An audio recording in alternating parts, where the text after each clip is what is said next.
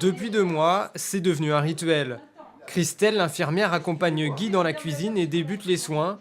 Guy souffre d'une artérite inguérissable qui engendre des douleurs atroces. Les soins n'ont qu'une vocation, soulager ses souffrances. Ça a changé ma vie, n'est-ce pas?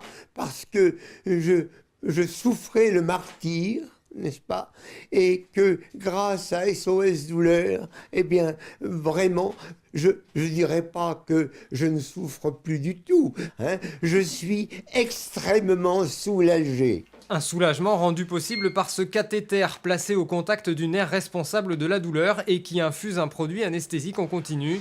Une technique couramment pratiquée en bloc opératoire. SOS Douleur est la seule association en France qui l'utilise pour permettre le maintien à domicile. Il dort, il ne hurle plus, donc l'épouse que je suis, de ce fait, dort aussi. Et puis quand on est humain, on n'aime pas entendre quelqu'un hurler et être complètement, mais alors démuni, ne pas savoir quoi faire. On ne peut pas aider. Qu'est-ce que vous voulez faire quand c'est interne, les douleurs?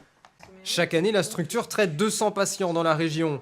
Un succès grandissant alors qu'économie oblige, les subventions de l'Agence régionale de santé stagnent.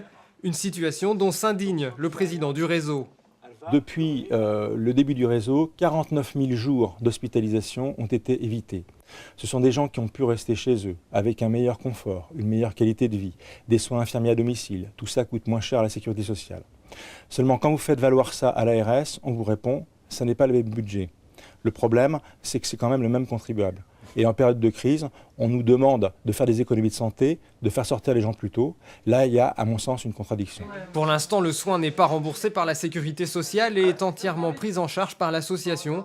Remboursable, il pourrait le devenir lors de la prochaine révision de la nomenclature des actes infirmiers. Si on arrive justement à ce que ça passe dans la nomenclature infirmière, le réseau n'aura plus besoin de ce budget pour payer ces actes dérogatoires.